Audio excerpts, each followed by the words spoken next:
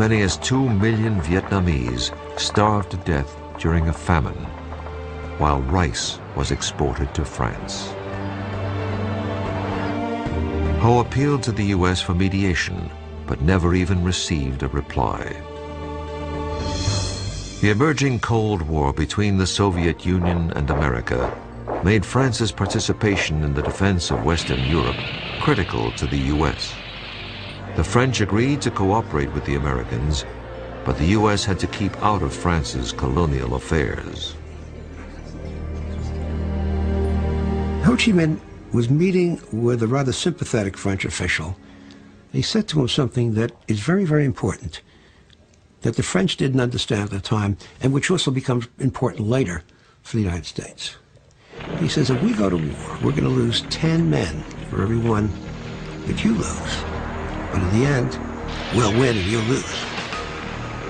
By the end of 1946, Ho, General Giap, and the Viet Minh were back in the jungle fighting a guerrilla war against the French.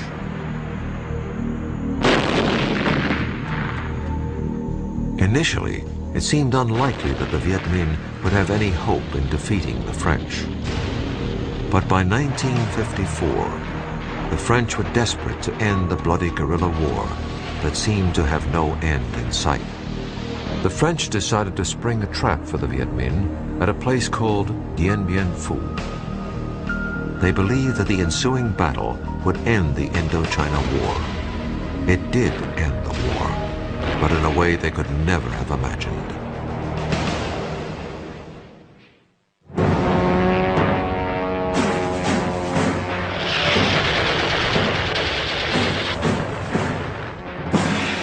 In March of 1954, the French army believed that they had lured Ho Chi Minh's forces into a trap near a remote outpost called Dien Bien Phu.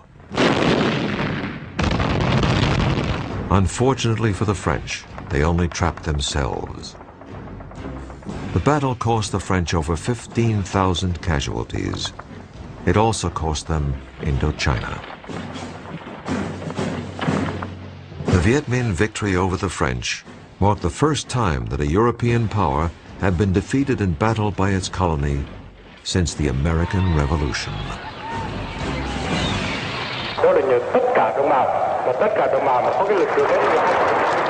Ho's leadership and tenacity contributed greatly to the victory, as did the aid of a powerful new ally, the Red Chinese.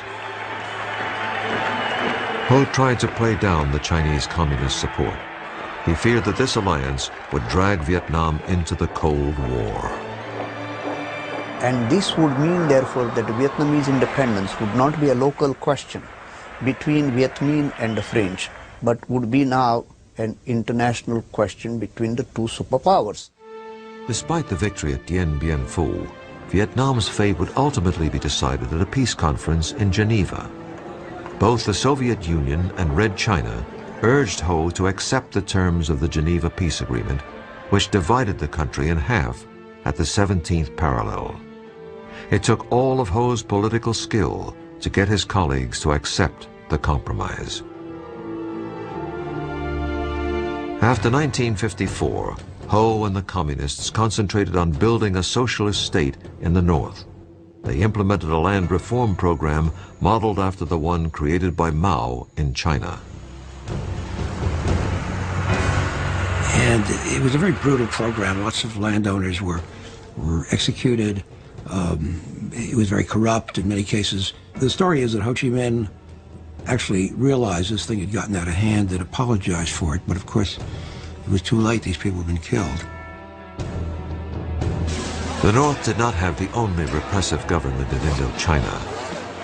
The U.S. helped install an anti-communist dictator in the South named Ngo Dinh Diem. Diem was not popular with his countrymen. In the Geneva Peace Treaty, Ho had been promised an end to foreign intervention and nationwide elections, which he most certainly would have won. Diem and his U.S. backers did not allow the elections to take place. By 1960, an anti-Diem resistance movement engulfed the South in a guerrilla war.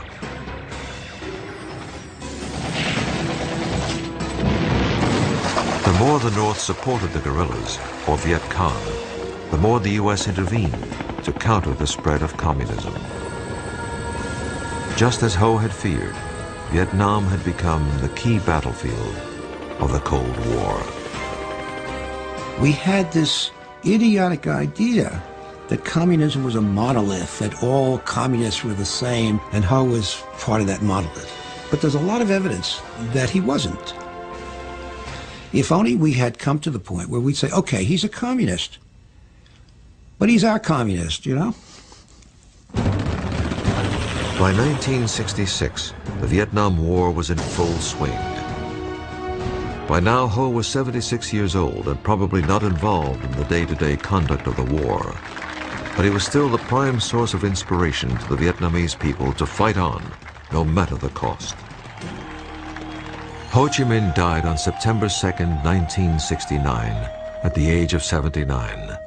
Though it would be almost 6 more years before the final Vietnamese victory, most of Ho's countrymen believed that he was the one most responsible for the liberation and unification of Vietnam. Today, Ho Chi Minh's legacy is as controversial and complex as the man himself. There is, on the one hand, the image of Ho Chi Minh as the patriot, the leader of his country's struggle for national liberation, the man of simple tastes, a man who is almost more Confucian than he is a Marxist or a Leninist.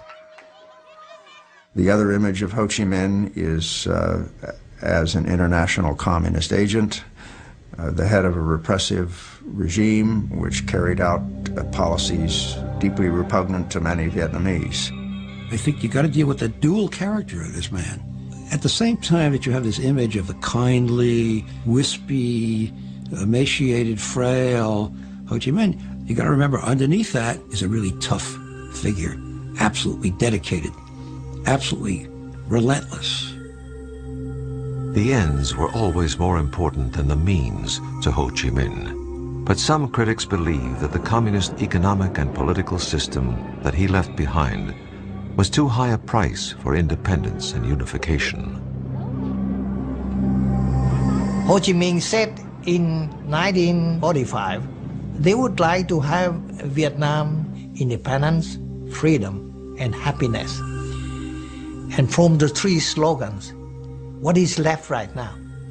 Independence, yes, but what does it mean without having freedom and happiness? There's no doubt that the communists under Ho often brutally eliminated their political opponents. But Ho's role in this is not clear. Ho was the leader at the time, and errors did take place, so he should take some of the blame. I think he was a very driven man, a man driven by the cause that he believed in. As a young man, Ho dreamed of changing the lives of the Vietnamese people, but he probably never dreamed how much he would also change the United States. Ho Chi Minh hands the United States the first defeat in its history, in the longest war of its history.